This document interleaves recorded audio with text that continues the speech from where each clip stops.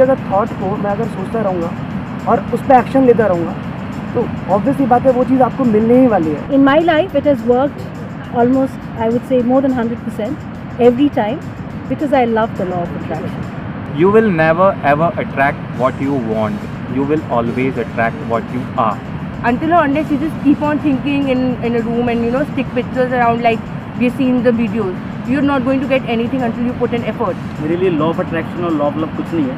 हम सक्सेस की तरफ जाते हैं, सक्सेस हमारे पास नहीं आती। For me, law of attraction has always worked. If I want something and if I'm passionate about it and then I take actions about that and I get it. मैं मानता हूँ कि आप जो काम कर रहे हो उसको एक फीलिंग के साथ करते जाओ, मिलना होगा वो मिल जाता है, 100% मिल जाता है। मुझे मिल रहा है, आप सबको ही मिलेगा। Law of attraction is nothing but science of materialization and everything we want is just happening just because of law of attraction. जहाँ तक लॉ ऑफ अट्रैक्शन का सवाल है, मैं इसे कोई नाम नहीं देता। जो भी मुझे चाहिए, अगर मैं परसिस्टेंट एफर्ट्स उस चीज़ के लिए लगाता हूँ तो वो चीज़ मुझे ज़रूर मिलेगी। First of all, I am so excited to see you all. Thank you so much for coming from different parts of India and like. Okay, so let's start with this session. ये इतना interesting है, इसमें कुछ इतनी सारी चीज़ें unleash होने वाली हैं, कुछ इतनी सारी चीज़ें बाहर आने वाली हैं जो आज तक मुझे नहीं समझ आई थी। फॉर एग्जाम्पल, मैंने बहुत बार बोला कि अपने दिल की सुनो, अंदर की आवाज़ सुनो। कैसे सुने, उसका आज यहाँ पर जवाब आने वाला है। अपने डिज़ायर्स को आइडेंटिफाई कैसे करें, इतने सारे डिज़ायर्स हैं, उसमें से आइडेंटिफाई कैसे करें, थॉट्स के बेस पे करें, फीलिंग्स के बेस पे करें, इमोशंस के बेस पे करें, कैसे करें, उसका आज जवाब आने वाला है। बिलीफ, मैं कहता हूँ बिलीव करो, पूरी दुनिया कहती है बिलीव करो। बिलीफ है क्या? What is belief? कैसे करें, कैसे करते हैं बिलीव, कैसे कोई करता है, कैसे नहीं करता है। So this session is basically about how. दो तरह के लोग हैं जो मेरे सेशंस देखते हैं। एक वो हैं जो मज़े के लिए देखते हैं, वो उनको इससे कोई मतलब नहीं है कि अंदर क्या हो रहा है क्या नहीं हो रहा। मतलब अगर सिंपल वे में देखा जाए कि अगर उनको फील अच्छा हो रहा है, मज़ा आ रहा है, तो इसका मतलब वो सेशन में मज़ा आ रहा है, हल्का फुल्का है। थोड़ा सा भी दिमाग पे ज़्यादा लोड आ गया, कोई चीज़ें नहीं समझ में आ रही, कन्फ्यूजन क्रिएट हो रही है, अरे मज़ा नहीं आ रहा यार, मज़ा नहीं आ रहा, सिंपल। सो ये है जो सेशन है, ये वाला जो सेशन है, ये टिपिकली दूसरी कैटेगरी के लोगों के लिए है, जो मज़े के लिए नहीं देख रहे, जो सही में कुछ करना चाहते हैं, कुछ बनना चाहते हैं, कुछ सीखना चाहते हैं।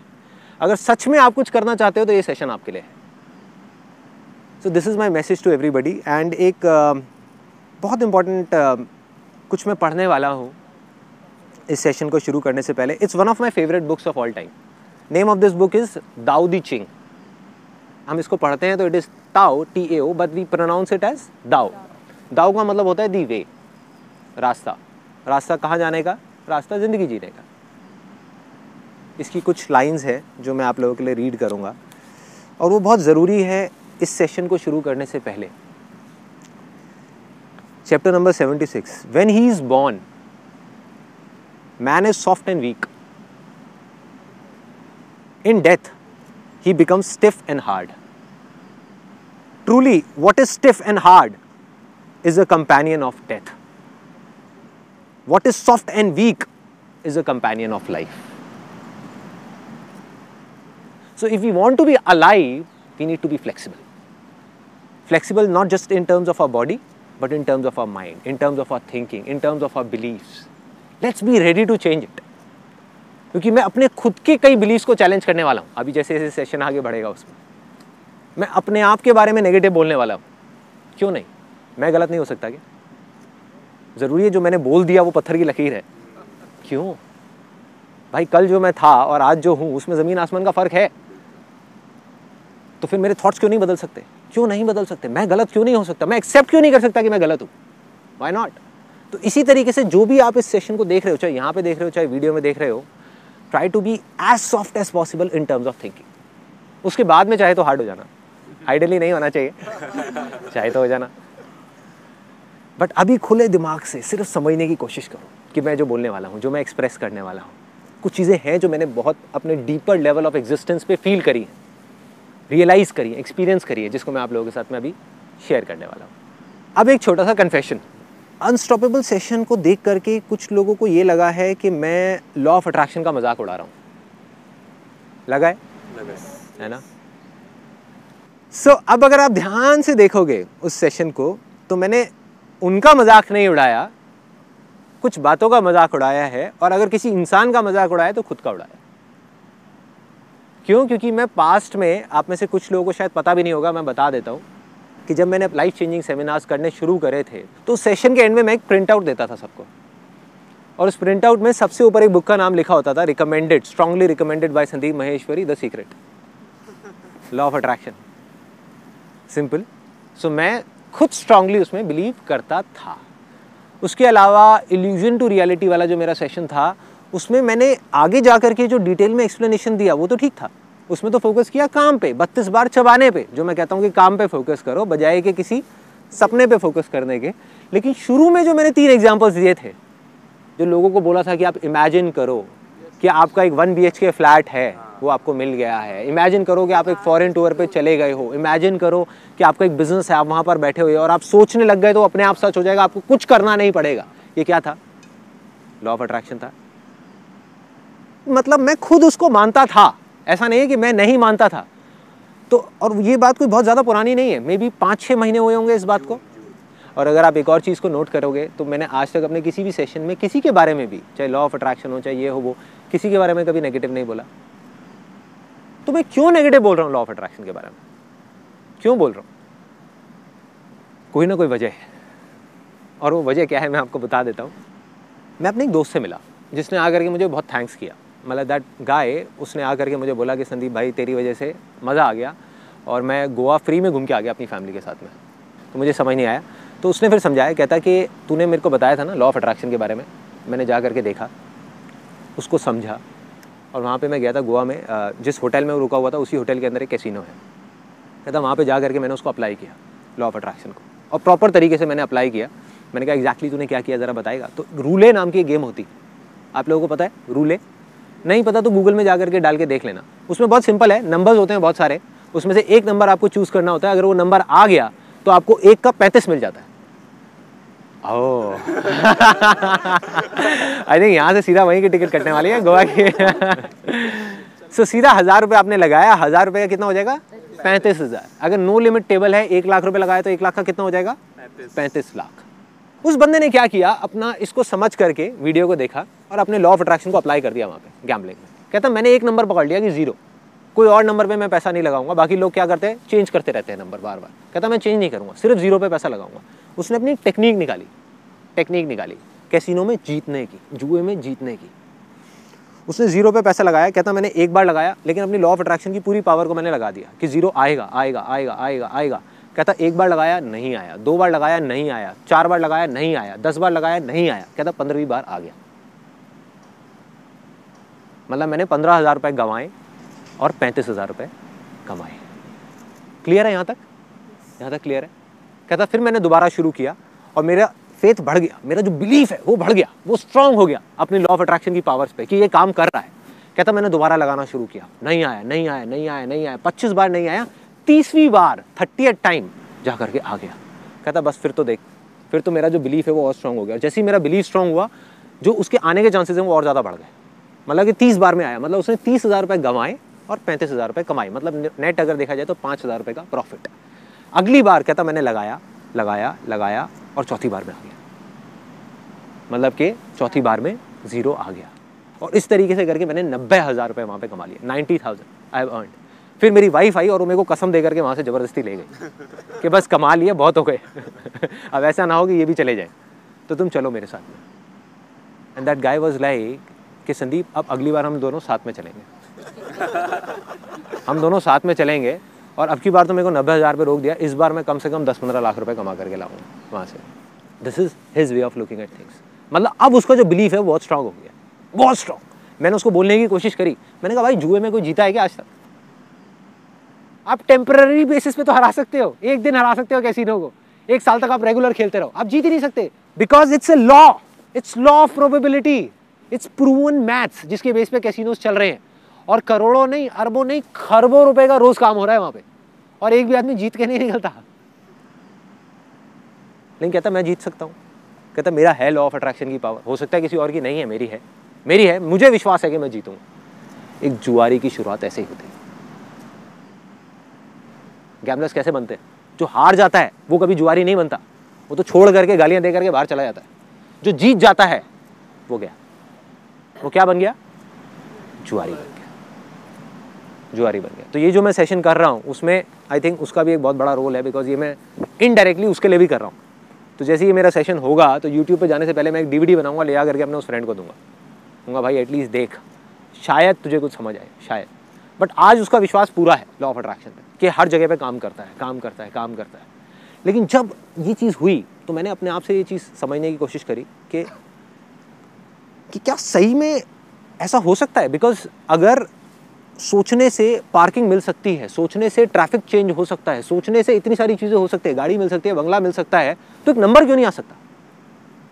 अगर हम देखा जाए, जब एक गाड़ी को हम अट्रैक्ट कर सकते हैं अपनी तरफ सोचने से, अपनी अट्रैक्शन की पावर से, तो एक नंबर को क्यों नहीं अट्रैक्ट कर सकते। क्या बड़ी बात है, क्यों नहीं कर सकते।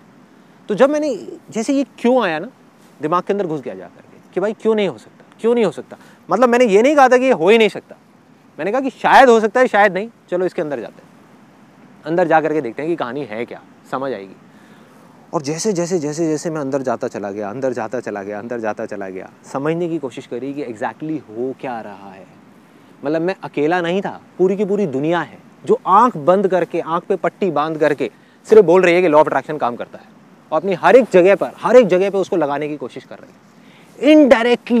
इनडायरेक्टली जुआरी बनते चले जा रहे हैं, जुआ खेल रहे हैं, उसमें मजा आ रहा है, कभी काम कर रहा है, कभी नहीं कर रहा है। यही तो होता है जुआ, यही होता है ना कि जुआ खेला, काम कर गया तो हाँ मेरा लॉ ऑफ अट्रैक्शन बहुत स्ट्रांग है, नहीं किया तो लक है, लक खराब है। सो अब बेसिकली क्या हो रहा था कि जैसे जैसे मैं इसके अंदर जाता चला गया तो सबसे पहली चीज़ जो मुझे समझ आई कि ये कोई लॉ नहीं है, इट्स नॉट अ लॉ। मतलब ज़बरदस्ती इसके ऊपर ठप्पा लगा दिया गया है कि इट्स अ लॉ। लॉ क्या होता है, जो साइंटिफिकली प्रूवन हो, जिसको साइंटिफिकली प्रूव किया जा सकता है। जैसे लॉ ऑफ ग्रेविटी है, लॉ ऑफ मोशन है, जिसको साइंटिफिकली एक्सप्लेन किया जा सकता है, समझाया जा सकता है, प्रूव किया जा सकता है। लॉ ऑफ अट्रैक्शन क्या है, अगर सिंपल वे में देखा जाए किस तरीके से काम करता है, ये माइंड के लेवल पे काम करता है। There are 3 levels of existence which are there in all the human beings. एक है हमारा फिजिकल लेवल, ये जो बॉडीज़ है हमारी, एक है फिजियोलॉजिकल लेवल जो हमारे सेल्स हैं, टिश्यूज़ हैं, डाइजेस्टिव सिस्टम है, एक है साइकोलॉजिकल लेवल।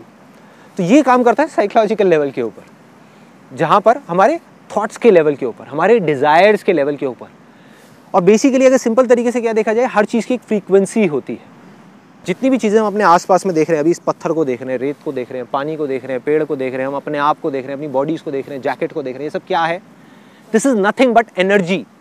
ये सबको पता है, सबको पता है, everything is made up of atoms, है ना। So this is energy vibrating at different frequencies, अलग अलग फ्रीक्वेंसी पे वाइब्रेट कर रही है। इसकी जो फ्रीक्वेंसी है वो अलग है, मेरी जीन्स की अलग है, इसलिए दोनों देखने में अलग लग रहे हैं। है एनर्जी, है एनर्जी, सिंपल है। तो इसी तरीके से इसकी पत्थर की अलग है, मेरी बॉडी की अलग है, सब चीज़ों की अलग है। ऐसे ही हमारे थॉट्स की एक फ्रीक्वेंसी होती है, और अलग अलग थॉट्स की अलग अलग फ्रीक्वेंसीज होती है। लेकिन क्या हम अपनी थॉट्स की फ्रीक्वेंसी को मेजर कर सकते हैं अभी आज के टाइम में? साइंटिफिकली नहीं कर सकते। अभी ऐसा कोई डिवाइस नहीं बना कि हम एग्जैक्ट बता सके कि मेरे थॉट्स की फ्रीक्वेंसी किस लेवल पे चल रही है। जब हम मेजर ही नहीं कर सकते तो जो भी कुछ है वो हाइपोथेटिकल लेवल पे है। जिस चीज को हम मेजर ही नहीं कर सकते, जिस चीज के बारे में हमें कुछ पता ही नहीं है, उसको हम लॉ कैसे कह सकते हैं? जिस दिन वो मेजर हो गया उस दिन ये लॉ है, उस दिन ये लॉ है। मतलब एक हमारे हाथ में एक डिवाइस होगा जिससे सीधा मेजर किया जाएगा अभी मेरे थॉट्स की क्या फ्रीक्वेंसी चल रही है। अच्छा वो बाइक की चल रही है, अरे नहीं यार इसको एडजस्ट करो 240 पे डालो, अभी 160 पे, 240 पे डाला, गाड़ी की आ गई, गाड़ी आ गई। सिंपल है ना, सिंपल है। क्या प्रॉब्लम है? उस दिन ये एक लॉ है, कोई प्रॉब्लम नहीं है। हमें पता है कि हम अंधेरे में तीर नहीं चला रहे, हम सीधा जा करके निशाना लगा रहे हैं, ठा, that is law, that is law. जैसे एक रिसर्च हुई थी बहुत इंटरेस्टिंग सुपरस्टिशन के बारे में। It's a very very interesting example. एक पिजन को, एक कबूतर को एक उसमें रखा गया, एक केज में, एक पिंजरे में रखा गया, और साइड में एक मशीन लगाई गई। उस मशीन में से क्या किया गया, दाने छोड़े गए एग्जैक्ट 3-3 मिनट के इंटरवल पे। हर 3 मिनट बाद वहाँ से एक दाना निकलता और कबूतर को दाना मिलता। कबूतर को जैसे जैसे भूख बढ़ रही थी तो उसको उस दाने का लालच भी बढ़ रहा था, है ना। सो वो दाना आया एग्जैक्ट 3 मिनट बाद, कबूतर ने दाना खाया। कबूतर ने क्या किया, बीच में फ्रस्ट्रेशन की वजह से फ्रस्ट्रेट हो गया क्योंकि दाना नहीं मिल रहा था, दाना देर में मिल रहा था और उसको भूख बढ़ती जा रही थी। उसने कलाबाजियाँ खानी शुरू कर दी, गोल घूमा ऐसे करके पिंजरे में और आकर के बैठ गया। फिर से थोड़ी देर बाद दाना आ गया, फिर से गोल घुमा, घूम करके बैठा, दाना आ गया, गोल घुमा, घूम करके बैठा, दाना आ गया, गोल घुमा, घूम करके बैठा, दाना आ गया। कबूतर का सुपरस्टिशन क्या बन गया कि मैं गोल घूम रहा हूं, इस वजह से दाना आ रहा है, जबकि ये सच नहीं है। जो दाना आ रहा है वो उस मशीन की वजह से आ रहा है जो एक इंसान के हाथ में है, जो एक इंसान के हाथ में है। उसने प्रोग्रामिंग कर रखी है कि हर 3-3 मिनट बाद दाना आएगा, जिसका उस कबूतर के गोल घूमने से कोई मतलब नहीं है, लेकिन उसका सुपरस्टिशन बन गया, उसका एक हाइपोथेसिस बन गया कि मैं गोल घूमूंगा तभी दाना आएगा। अब वो गोल घूमे जा रहा है, घूमे जा रहा है, घूमे जा रहा है, घूमे जा रहा है, घूमे जा रहा है, घूमे जा रहा है, घूमे जा रहा है, दाना नहीं आ रहा, फिर भी गोल गोल गोल गोल घूमे जा रहा है। उसको लग रहा है शायद अब आएगा, अब आएगा, जब गोल नहीं घूम रहा तो दाना नहीं आ रहा। Getting my point? This is superstition, कि जब हमको कुछ नहीं पता कि वो चीज हो कैसे रही है, फिर भी हम उसमें अपने फंडे घुसा दें, दैट इज सुपरस्टिशन। और इसी तरीके से अभी कुछ टाइम पहले, जब इस सेशन को करने से पहले, आई थिंक अराउंड अशोक जी कब आपसे बात हुई थी मेरी? अराउंड 15-20 दिन पहले बात हुई थी। कहते कि मैं इस्कॉन टेम्पल में गया था जहाँ पे आपके सेशंस होते थे, वहाँ पे मैंने आपको देखा और मेरे अंदर एक अर्ज आई कि मुझे यहाँ पर इस कंपनी को ज्वाइन करना है। मैंने अपना रिज्यूम भेजा और मैं यहाँ पर आज इस कंपनी में बैठ गया। इसका मतलब क्या हुआ कि मेरा लॉ ऑफ अट्रैक्शन बहुत स्ट्रांग है। मैंने कहा कि अगर ऐसा है तो इसका मतलब तो भाई लॉ ऑफ अट्रैक्शन काम करता है। मैंने कहा अशोक जी आप बताओ, क्योंकि मैं तो अब खुद डायरेक्टली इन्वॉल्व हूँ नहीं ऑपरेशंस में, हमारे पास कितने रिज्यूम्स आते होंगे उन लोगों के जो आज हमारी कंपनी में काम करना चाहते हैं? तो कहते हैं बहुत आते हैं, हज़ारों पड़े हैं मेरे पास में। मतलब there are hundreds and hundreds of resumes that we receive every month. मैंने कहा क्या उनका लॉ ऑफ अट्रैक्शन स्ट्रांग नहीं है? आपका स्ट्रांग था, उनका नहीं है। उन्हें जॉब क्यों नहीं मिल रही हमारी कंपनी में? वो भी तो करना चाहते हैं। क्या उनमें से कुछ लोग ऐसे हैं जो बेसिकली आपसे ज्यादा इस कंपनी के साथ में जुड़ना चाहते हैं, मेरे साथ में जुड़ना चाहते हैं? उन्होंने कहा हाँ है। मैंने कहा फिर ऐसा क्यों है कि वो यहां पर नहीं है और आप यहां पर हो? समझा दो। और मैंने कहा कि क्या आपने, आप कहते रहे हो कि लॉ ऑफ अट्रैक्शन की वजह से हुआ, क्या आपने लॉ ऑफ अट्रैक्शन को प्रैक्टिस किया जिस वजह से आप इस कंपनी के अंदर हो, जिस तरीके से बताया गया था? 3 स्टेप्स होते हैं, आस्क, बिलीव एंड रिसीव। मैंने कहा आपने ask, have you asked for it? क्या आपने देखा मेरे सेशन को होते हुए, और क्या रोज रात को बैठ करके आपने मांगा कि मैं यहाँ पर इस कंपनी में चला जाऊँ, मैं चला जाऊँ, मैं चला जाऊँ, मैं चला जाऊँ? क्या ऐसा कुछ आपने किया? कहते नहीं किया। मैंने कहा फिर आपने क्या किया? कहते मैंने अपना रिज्यूम मेल कर दिया यहाँ पर। मैंने कहा एक छोटा सा फर्क आ गया आप में और उन लोगों में जो जेन्युइनली लॉ ऑफ अट्रैक्शन को प्रैक्टिस कर रहे थे। छोटा सा फर्क आ गया। इन्होंने इमीडिएट एक्शन लिया, देखा और अपना रिज्यूम उठा करके मेल कर दिया। तो मैंने कहा क्या हुआ? गारंटी नहीं हुई कि आपको जॉब मिलेगी, प्रोबेबिलिटी बढ़ गई आपकी। उन लोगों से जो लॉ ऑफ अट्रैक्शन को प्रैक्टिस तो कर रहे थे लेकिन साथ में कोई एक्शन नहीं ले रहे थे। बहुत लोग आए, हजारों लोग आए जिन्होंने देखा सेशन को होते हुए, मेरे सेशंस को, उनके मन में आया कि हमको भी जुड़ना है यहाँ पर कंपनी में, किसी तरीके से जुड़ना है, कुछ करना है, कुछ करना है। उन्होंने क्या किया? सोचते रहे, है ना, कोई एक्शन नहीं लिया। आपने एक्शन लिया, मतलब आपकी प्रोबेबिलिटी बढ़ गई। दूसरी तरफ एक्शन भी बहुत सारे लोगों ने लिया। एक्शन भी ऐसा नहीं अकेले आपने लिया, एक्शन भी बहुत सारे लोगों ने लिया। हजारों रिज्यूम्स आए, उसमें से भी आप यहाँ पर हो, बाकी लोग नहीं है। क्यों? जॉब होनी तो चाहिए ना भाई, कहाँ से मिलेगी? सीधा सा फंडा है ना। There are some things which are beyond our control, जो हमारी समझ से बाहर है। ये जो पूरा का पूरा फंडा है ये मेरी भी समझ से बाहर है कि ऐसा क्यों हो रहा है। किसी को आ रहा है समझ में? आ रहा है। अब हमारा माइंड क्या करेगा? हमारे माइंड को जैसी कोई चीज नहीं समझ आएगी ना, you will start off with finding reasons. For example, if you are sitting here, तो अभी माइंड किस तरीके से काम कर रहा होगा? यू वुड से कि देखो मेरा लॉ ऑफ अट्रैक्शन कितना स्ट्रांग है, मैंने सोचा था कि मैं यहाँ पर बैठा हूँ, मैं बैठी होंगी और देखो मैं बैठा हूँ। बाकी के लोग, बाकी के 1000 लोग, क्या उन्होंने नहीं सोचा था? हो सकता है आपसे ज़्यादा सोचा होगा, आपसे अच्छे तरीके से सोचा होगा, आपसे अच्छे तरीके से प्रैक्टिस करी होगी। क्या पता वो आपसे ज़्यादा डिजर्विंग भी हो, क्या पता कमी उसके अंदर हो जो सिलेक्शन कर रहा है। क्यों नहीं हो सकती? कमी मेरी टीम में क्यों नहीं हो सकती? मेरे में क्यों नहीं हो सकती? क्या पता जो इस वीडियो को देख रहे हैं वो आपसे ज़्यादा डिजर्विंग हो, वो यहाँ पर नहीं है, उनका लॉ ऑफ अट्रैक्शन आपसे ज़्यादा स्ट्रॉन्ग है, वो यहाँ पर नहीं है, आप यहाँ पर हो। क्या वजह है? समझा दो। तो जो चीज़ हमको नहीं समझ आ रही उसको हम क्यों समझने की कोशिश कर रहे हैं? क्यों ले जा करके उस पर हम एक ठप्पा लगाने की कोशिश कर रहे हैं? हमें सिर्फ ये देखना है कि हम क्या कर सकते हैं। सिंपल, कि कोई चीज़ हमारे कंट्रोल से बाहर है, सबसे पहले तो एक्सेप्ट करोगे हाँ this is beyond our control, तभी तो हम कुछ कर सकते हैं। अगर हम बोलते रहे एक चीज़ जो हमारे कंट्रोल में है ही नहीं, हम बोलते रहे कि नहीं ये मेरे कंट्रोल में है, अटक गए। जब हमने ये एक्सेप्ट कर लिया तो अब हम देख सकते हैं कि हमको क्या एक्ट करना है, हम क्या स्टेप्स उठा सकते हैं, हम क्या कर सकते हैं, हम कैसे आगे बढ़ सकते हैं। अब आते हैं बैंग ऑन, सीधा पॉइंट पे कि भाई लॉ ऑफ अट्रैक्शन। और ये बड़ी मज़ेदार गुत्थी है, गुत्थी वो वाली नहीं, वो जो कॉमेडी नाइट्स में आती थी एक एक्चुअल गुत्थी है। गुत्थी क्या है कि यार सबसे पहला स्टेप जो बताया गया है वो बताया गया आस्क, यही है, correct me if I am wrong, यही है सबसे पहला स्टेप लॉ ऑफ अट्रैक्शन का, आस्क, मांगो। क्या मांगो? जो हमारे डिज़ायर्स हैं। डिज़ायर्स कहाँ से आते हैं?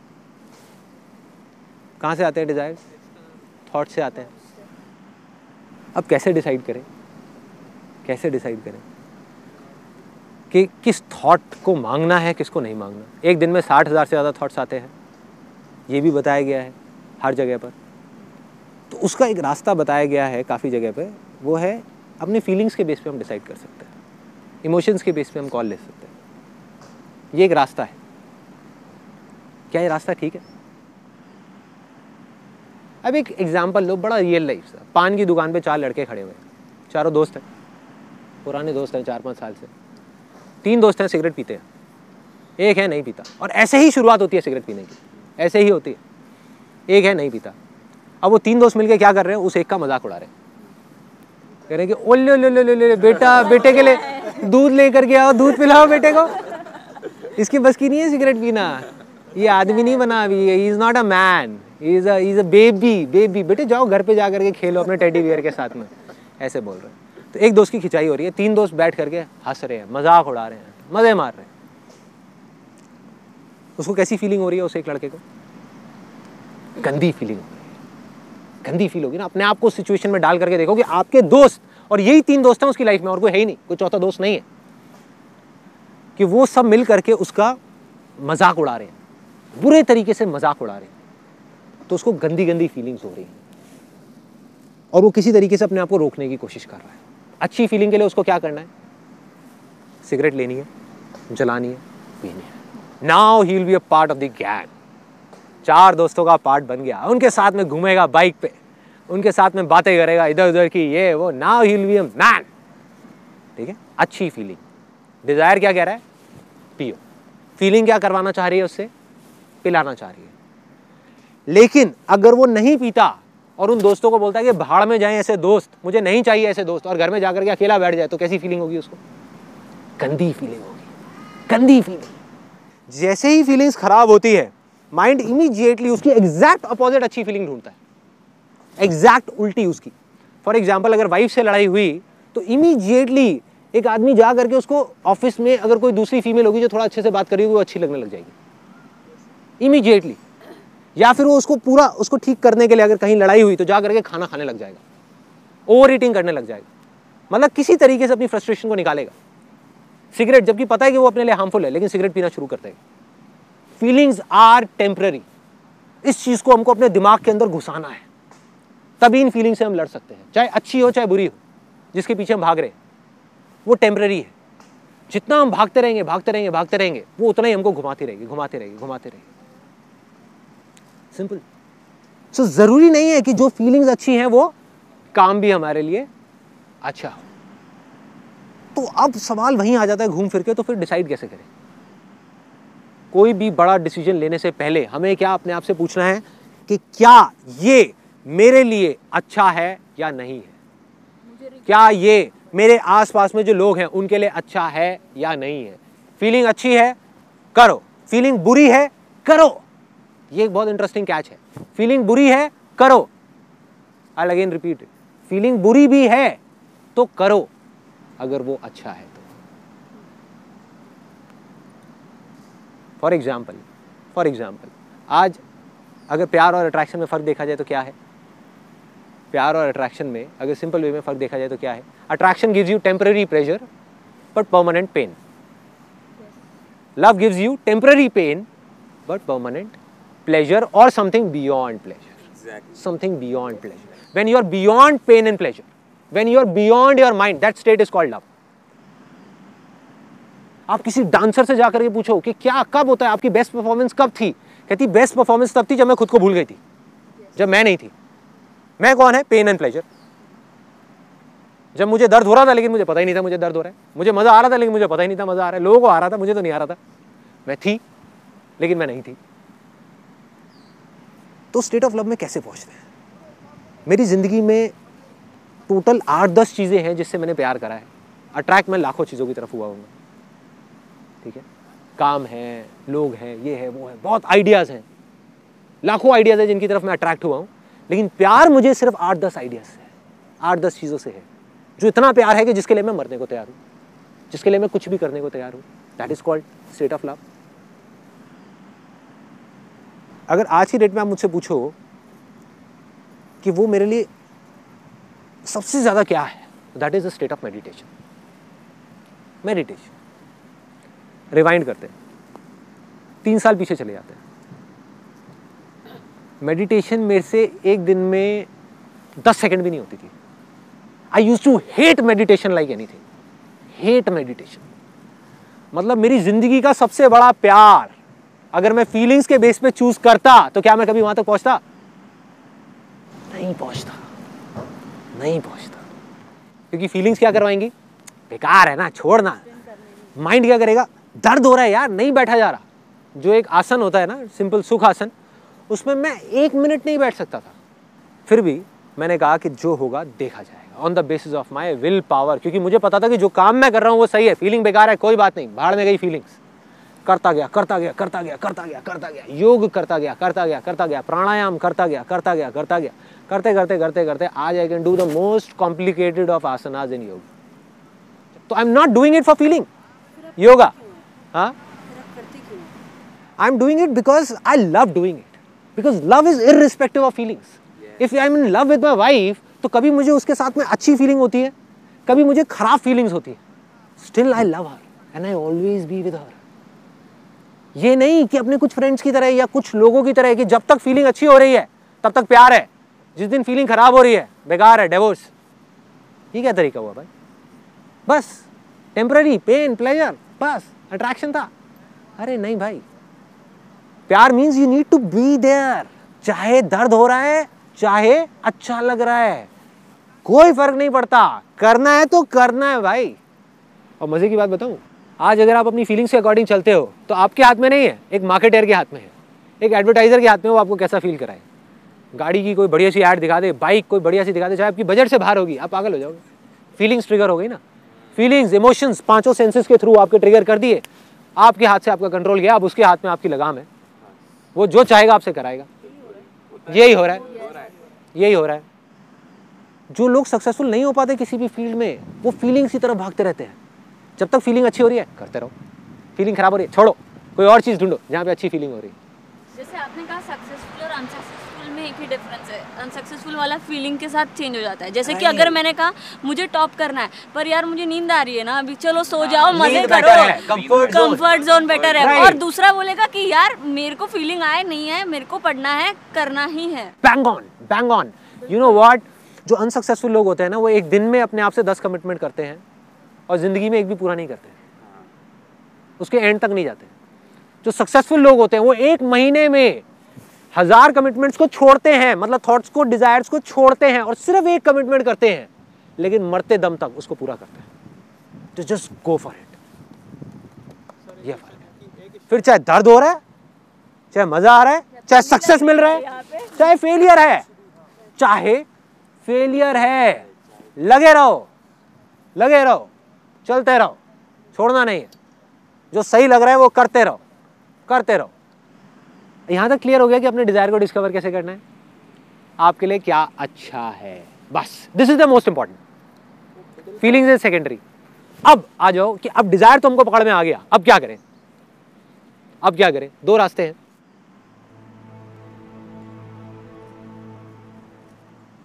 एक तो है कि मांगो, या अपने दिमाग में बिठाओ कि ये चीज़ चाहिए, ये चीज़ चाहिए, ये चीज़ चाहिए। लेकिन क्या मांगने से मिलता है? जैसे लोग भगवान से मांगते हैं ना, भगवान क्या है? CEO है। मान लो एक एग्जांपल है, भगवान CEO है, ये पूरी की पूरी एक कंपनी है, ये दुनिया में जितने भी लोग हैं हम सब उस भगवान के एम्प्लॉइज़ हैं।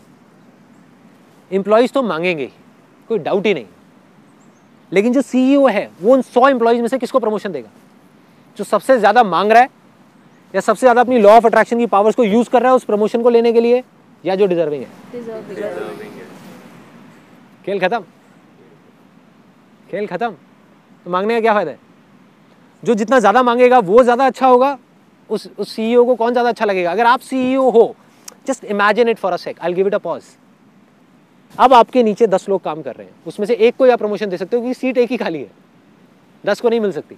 अब आप किसको दोगे प्रमोशन उन 10 में से?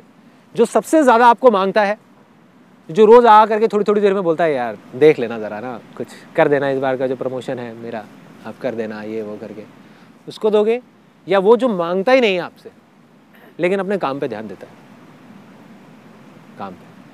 और ये बात है आपकी, जबकि आप और मैं हम इतने फेयर नहीं हैं।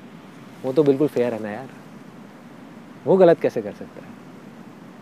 वो गलत आदमी को प्रमोशन कैसे दे सकता है? वो तो सही को ही देगा ना, वो तो डिजर्विंग को ही देगा।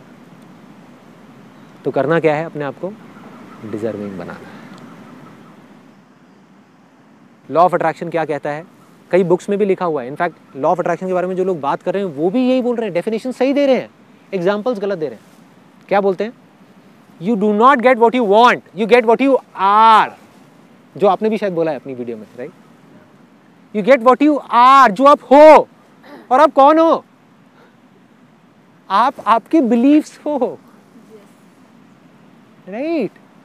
जब तक आपके बिलीव्स नहीं बदलेंगे तब तक कुछ नहीं बदलने वाला। आप मांगते रहो, और मांगने से अगर बिलीव्स बदलते तो इस दुनिया के सबसे स्ट्रांग बिलीव्स भिखारी के होते हैं। सबसे ज्यादा वो मांगता है, मांगता है ना, कुछ मिलता है क्या? नहीं। तो क्या करें? सिर्फ एक रास्ता है, अपने आप को डिजर्विंग बनाएं। फोकस कहां डालना है? मांगने पे नहीं, अपने आप को बदलने में। अपनी लाइफ की सिचुएशंस को नहीं, लोगों को नहीं, दुनिया को नहीं, खुद को बदलने में, खुद को डिजर्विंग बनाना है, राइट? एक बार आप डिजर्विंग बन गए, क्या जरूरत है किसी से भीख मांगने की? क्या जरूरत है भिखारियों की तरह, भगवान ये दे दे वो दे दे? क्यों चाहिए? क्यों मांगना है? बल्कि दूसरे वे में एक तरफ बात करी जा रही है, देखो कितना कॉन्ट्राडिक्टरी है लॉ ऑफ अट्रैक्शन में जो बात की जा रही है। एक तरफ बात करी जा रही है ग्रैटिट्यूड की, एक तरफ बात करी जा रही है मांगने की। Both of these things are poles apart. If you really have gratitude in your heart, compassion in your heart, तो आप क्यों मांगोगे उससे कुछ? बल्कि वो आपको दर्द भी देगा, तब भी आप उसको थैंक्स करोगे। आप कहोगे अच्छा यार तूने कुछ सोच के ही दिया होगा। पैसा देगा तो भी, नहीं देगा तो भी, पैसा खत्म कर देगा तो भी, नहीं करेगा तो भी। That is gratitude. Real gratitude means just let it be. इसका मतलब ये नहीं कि ग्रोथ ही रोक दें। आई एम नॉट टॉकिंग अबाउट कि हम ग्रो ना करें, बिकॉज ग्रोथ ही लाइफ है, लेकिन मांगना जिंदगी नहीं है। ग्रोथ और मांगना दो अलग अलग चीजें। मैं ये नहीं कह रहा कि आप ग्रो मत करो, या आपको गाड़ियां नहीं मिलेंगी, बंगले नहीं मिलेंगे, सब कुछ मिलेगा, सब कुछ मिलेगा, लेकिन मांगने से नहीं मिलेगा। मांगते रहो। कंपनी में जो एम्प्लॉइज मांग रहे हैं उनको मांगने से नहीं मिलेगी प्रमोशन, जो डिजर्व करेगा उसको मिलेगी। डिजर्विंग कैसे बनाएं? अपने बिलीव्स को चेंज करके। सेकंड स्टेप,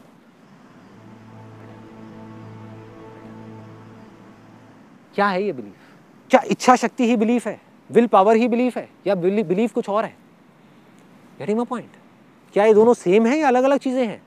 एक विल पावर है एक इंसान की कि मुझे ये काम को करना है और मैं किसी भी हालत में करके रहूंगा, क्या यही बिलीफ है या बिलीफ कुछ और है? फॉर एग्जाम्पल, आपके अंदर डिजायर है, बहुत जबरदस्त डिजायर है कि मुझे ना ऑपरेशन करना है एक पेशेंट का, जा करके अभी किसी हॉस्पिटल में। दूसरी तरफ एक डॉक्टर है जो अभी अभी अपना MBBS करके निकला है, उसका भी एक डिजायर है कि मुझे ऑपरेशन करना है। तीसरी तरफ एक सर्जन है जिसको 15 साल का एक्सपीरियंस है, उसके अंदर कोई डिजायर नहीं है। तीनों जाकर के ऑपरेशन करते हैं। किसका ऑपरेशन सक्सेसफुल होने के चांसेस ज्यादा है? सर्जन का। यही बिलीफ। बिलीफ इज नथिंग, इतना हुआ है बिलीफ बिलीफ बिलीफ। क्या है belief? Belief is knowledge and experience, बस, और कुछ नहीं है बिलीफ। लोग कहते हैं ना विश्वास करो विश्वास करो विश्वास करो। किस पे विश्वास करें भाई? भगवान पे विश्वास करें? एक्सपीरियंस किया कभी भगवान को? तो कैसे विश्वास करें? एक्सपीरियंस कर लिया तो नहीं भी कहोगे तो विश्वास हो जाएगा। आई बिलीव इन देम, ठीक है, ये डिफरेंस है।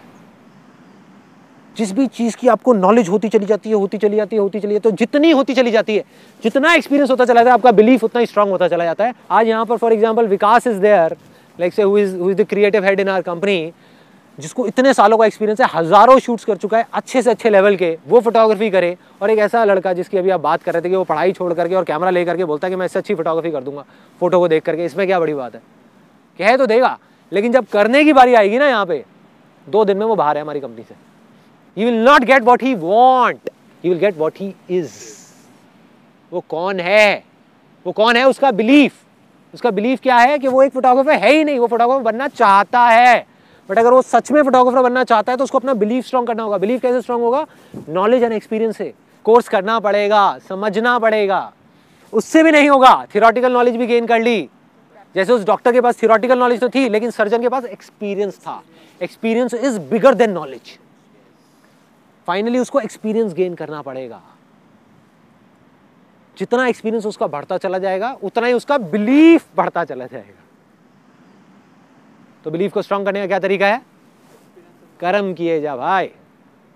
जो गीता में लिखा है हमको समझ नहीं आ रहा, लोग उसका मतलब ये निकाल रहे हैं कि इसका मतलब फल नहीं मिलेगा। ये नहीं है, ये फल मिलने का ही एक रास्ता है। The more you learn, the more stronger will be your belief. जितना स्ट्रॉन्ग आपका बिलीफ होगा, उतने स्ट्रॉन्ग आप होगे। उतने स्ट्रॉन्ग आपका माइंड होगा, उतनी स्ट्रॉन्ग आपकी बॉडी होगी। जितने स्ट्रॉन्ग आप बनते चले जाओगे, उतनी ही बड़ी सक्सेस होगी। सिंपल है, ये सब कनेक्टेड, सब कनेक्टेड। लपेटते चलो, अपना फोकस रखो ज्ञान पे, नॉलेज पे, एक्सपीरियंस पे, खुद के कैरेक्टर को स्ट्रॉन्ग करने में। Be the change you want to see in the world. इसका मतलब क्या है? किसी भी इंसान को देख लो जिसने भी कुछ अच्छा किया है जिंदगी में, उसने सबने एक ही बात बोली, फिर हम उस बात को छोड़ करके कहीं और चले जाते हैं और फिर घूमते रहते हैं। फिर सोचते हैं कि यार क्या हो रहा है, खुशी क्यों नहीं मिल रही? इसीलिए नहीं मिल रही। 2 स्टेप कंप्लीट हो गए, हमने अपने आप को डिस्कवर कर लिया, बिलीफ भी स्ट्रांग हो गया। तीसरा स्टेप क्या है? एक्शन। ऐसे बहुत सारे लोग हैं जिनका बिलीफ भी स्ट्रांग है, डिजायर है कि मेरे को कुछ बड़ा करना है, फिर भी करते नहीं है।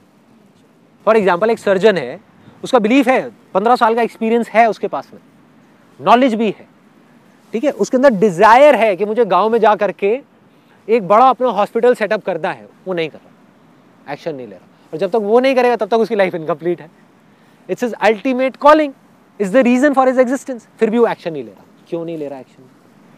एनर्जी नहीं है उसके पास उस एक्शन को लेने के लिए। एनर्जी चाहिए एक्शन लेने के लिए। एनर्जी कहाँ से आती है? एनर्जी हमारी फीलिंग्स और इमोशंस से आती है। देखो, फीलिंग्स और इमोशंस तो रहेंगे, मैंने ये कहा उसके बेस पे आप डिसाइड मत करो अपने डिजायर को, लेकिन मैंने ये नहीं कहा कि फीलिंग्स और इमोशंस गायब हो जाएंगे आपके अंदर से। हम क्या कर सकते हैं? फीलिंग्स और इमोशंस को कंट्रोल भी नहीं कर सकते, उसको डायरेक्शन दे सकते हैं। जैसे ही हम अपने बिलीव्स को बदल देते हैं, हम अपने पर्पस को बदल देते हैं, काम को करने के मकसद को बदल देते हैं, the way of looking at thing changes. जैसे ही हमारे बिलीव्स बदलते हैं, पर्पस बदलता है, हमारी परसेप्शंस चेंज हो जाती है। परसेप्शंस क्या है? जैसे हम चीज़ों को देख रहे हैं, जैसे हम चीज़ों को देखने का नज़रिया बदल देते हैं, फीलिंग्स चेंज हो जाती है। तो अब क्या करना है यहाँ पर? लास्ट स्टेप में एक्शन लेने से पहले अपने आप से पूछना है कि क्यों करना है। जैसे ही नेगेटिव इमोशन दिखे, छोड़ो, हटाओ। या तो उस काम को हटाओ या उस पर्पस को हटाओ। या तो काम चेंज या purpose change. It has to be a purpose which gives positive emotions, positive feelings. ठीक है? तो by default, once you become and once you start doing it, then there will be a stage जहाँ पर आप खुद वो purpose बन जाओगे। अब आपको पर्पस नहीं चाहिए, शुरू में आपको पकड़ के रखना पड़ेगा। धीरे धीरे धीरे धीरे वो पर्पस धीरे धीरे आपके बिलीफ सिस्टम में इंटीग्रेट हो जाएगा। वो पर्पस, वो वजह, वो आपके बिलीफ सिस्टम में चला जाएगा, आपके अंदर तक चला जाएगा। और जब वो चला गया तो ऑटोमेटिकली वहां से फीलिंग जनरेट हो रही होंगी जो पॉजिटिव ही होंगी, क्योंकि पर्पस पॉजिटिव है। उसमें गलत कैसे हो सकता है? फॉर एग्जाम्पल, मदर टेरेसा है, अगर उसका पर्पस पॉजिटिव है, कंपैशन है, तो कंपैशन ही आएगा ना बाहर। एंगर कैसे आ सकता है? नहीं आ सकता। गांधी जी का पर्पस क्लियर है, non violence. This is what he stand for. Look at any great leader in the history of this world, everybody stood for something which they strongly believe in. वो believe क्या, कहां से बना? वो एक दिन में नहीं बना, पहले उसकी शुरुआत हुई पर्पस से। वो पर्पस ही उनका गोल बन गया, वो ही बिलीव बन गया, वही जिंदगी बन गई, वही वो खुद बन गए, और ऐसे ही वो दुनिया बदल गई। Gandhi ji and non violence is inseparable. आप इन दोनों को अलग नहीं कर सकते। जहाँ नॉन वायलेंस की बात आएगी गांधी जी का नाम आएगा, गांधी जी की बात आएगी नॉन वायलेंस की बात आएगी। इसी तरीके से आपको जो अच्छा लगे पर्पस, आप उसको चूज कर लो,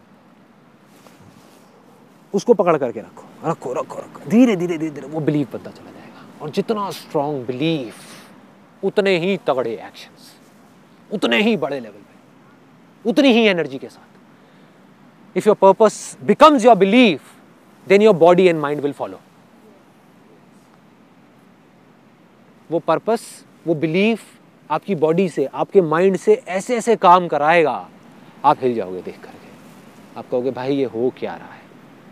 और अगर वो पर्पस नेगेटिव हुआ तब भी वो आपसे ऐसे ऐसे काम कराएगा कि और लोग भी और आप खुद भी देख करके हिल जाओगे कि ये कर क्या रहा है, ये कर क्या रहा है। राइट? आपकी फोटोग्राफ आ गई, आपने नाम बोला उसामा बिन लादेन। ढूंढते हुए आएंगे आपके पास। मॉडल जैसे फेम को पर्पस रख के कर रहा है काम, तो इज इट रॉन्ग? अटक गया। Fame is temporary, fame is temporary, because fame आज है कल नहीं है। और देखो कोई भी टेम्पररी पर्पस आप पकड़ते हो, फेम के साथ में क्या आएगा, ग्रीड आएगा। मतलब मुझे फेम मिल जाए। फेम क्या है, मतलब किसी और से मेरा ज्यादा नाम है, उसी को फेम बोलते हैं ना। तो अगर किसी और का आपसे ज्यादा फेम आ गया तो क्या आएगा, जेलसी आ जाएगी। जिसका कम होगा आपसे नाम, उसका क्या आएगा, कितना बेकार आदमी है, ये तो कुछ नहीं, 2 कौड़ी का है मेरे सामने। ऐसे ही होता है। जिसके पास में पैसा ज्यादा होता है वो अपने से नीचे वालों को बेवकूफ समझते हैं, ऊपर वाले के आगे ऐसे ऐसे करके घूमते हैं। क्यों कर रहे हैं? We are what we believe in. और हम अगर फीलिंग्स के थ्रू उसको चेंज करने की कोशिश कर रहे हैं तो फीलिंग्स कुछ नहीं है हमारे, it is manifestation of our existing beliefs. जो हमारे एग्जिस्टिंग बिलीव्स हैं उसी के अकॉर्डिंग फीलिंग्स हो रही हैं।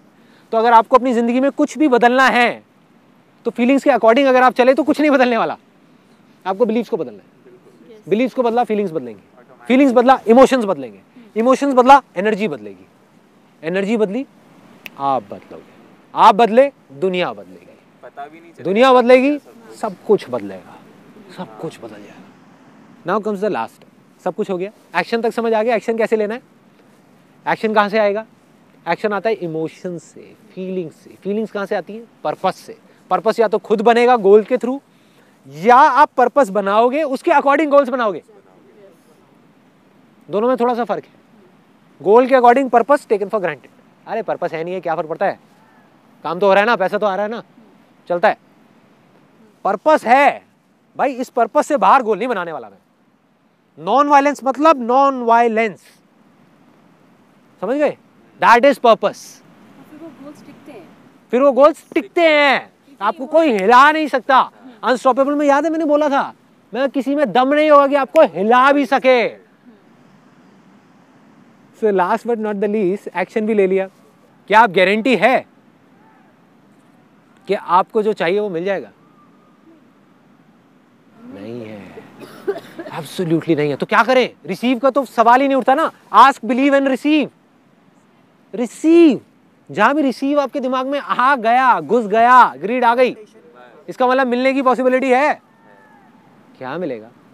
हो सकता है जितना आप चाह रहे हो उससे बहुत ज्यादा मिल जाए, हो सकता है ना मिले। How does it make a difference? You are doing it for the love of doing it. Getting my point? कम मिले ज्यादा मिले वो एक सेपरेट इशू है। तो आइडियल सिचुएशन क्या है वो भी मैं आपको बता देता हूँ, और सेकंड बेस्ट क्या है, थर्ड बेस्ट क्या है, तीनों ऑप्शंस बता देता हूँ। आइडियल सिचुएशन ये है कि आप किसी भी आउटकम के बारे में सोचो ही नहीं। That is the ideal situation. मतलब एक्शन लेना नहीं छोड़ रहे आप, अपनी तरफ से एक्शन लेते चले जा रहे हो, कर्म करते चले जा रहे हो, फल को छोड़ रहे हो। This is called the state of love. No outcome required, nothing at all. क्या होगा पता नहीं, पता नहीं। This is the best state to be in if you want to be in a state of flow, ideal situation. Second best situation, outcome को पकड़ो लेकिन focus वहां मत करो, कर्मों पे करो। गोल सेट करो, अपने बोर्ड बनाओ, जितने भी विजन बोर्ड हैं, ये है वो है, सारा कुछ गोल सेटिंग करो। फोकस वहां मत करो, फोकस काम पे करो। That is the second best situation. Not as good as the first one, ठीक है, जहाँ पर किसी विजन बोर्ड की कोई ज़रूरत नहीं है, पर्पस की ज़रूरत है, पर्पस के अकॉर्डिंग गोल्स बन रहे हैं, जिसके लिए कोई विजन बोर्ड नहीं है, ठीक है। तीसरी सिचुएशन कि आप काम गया तेल लेना, काम को छोड़ दो और सिर्फ उधर ध्यान दो, मुझे ये चाहिए, मुझे वो चाहिए, अरे मुझे ये नहीं मिला, मुझे वो नहीं मिला, मुझे इस इंसान से ये चाहिए। हर एक से कोई ना कोई मतलब, इंसान से मतलब, सिचुएशन से मतलब, काम से मतलब नहीं है तो हटाओ, साइड करो, जब तक मतलब निकल रहा है उसके साथ में रहो, नहीं है तो छोड़ो, अपना मतलब निकालो और आगे बढ़ो। यही हो रहा है दुनिया में, यही हो रहा है। क्यों हो रहा है? उसकी जड़ क्या है? कहाँ से आ रही है ये सब चीज़ें? यहीं से आ रही है। जो आदमी कंपटीशन के लिए लड़ेगा या कंपटीशन के लिए काम करेगा या किसी चीज़ को हासिल करने के लिए काम करेगा, उसके अंदर जेलेसी आने के, ग्रीड, ठीक है, लालच आने के, नफरत आने के, ये सब चीज़ें, ईगो बढ़ने के चांसेस क्या है। और ईगो सिर्फ ये नहीं होती कि मेरे पास में ये है या मैं ये कर सकता हूँ, मैं ये नहीं कर सकता, ये भी ईगो है। मैं तेरे से कम हूँ, ये भी ईगो है, ये भी ईगो ही बोल रही है तेरी, तू नहीं बोल रहा। ना मैं किसी से कम हूँ, ना मैं किसी से ज़्यादा हूँ, मैं हूँ, मैं हूँ। That is a state of being. So at the end all I can say is कि ये बातें हो सकता है, अब जो मैं लाइन आपको बोलने वाला हूँ, हो सकता है समझ आए, हो सकता है ना आए, उसको सिर्फ सुन लेना और हो सके तो अंदर तक जाने देना। नहीं समझ आता कोई बात नहीं, कि अगर आप जिंदगी में सच में उस खुशी को एक्सपीरियंस करना चाहते हो, which is called the state of bliss, which is beyond pleasure, beyond happiness, beyond everything, तो उसका सिर्फ एक तरीका है, सिर्फ एक, कोई दूसरा तरीका नहीं है। Your mind has to be at peace. आपका जो मन है वो शांत होना चाहिए, भीड़ में भी शांत, शोर में भी शांत।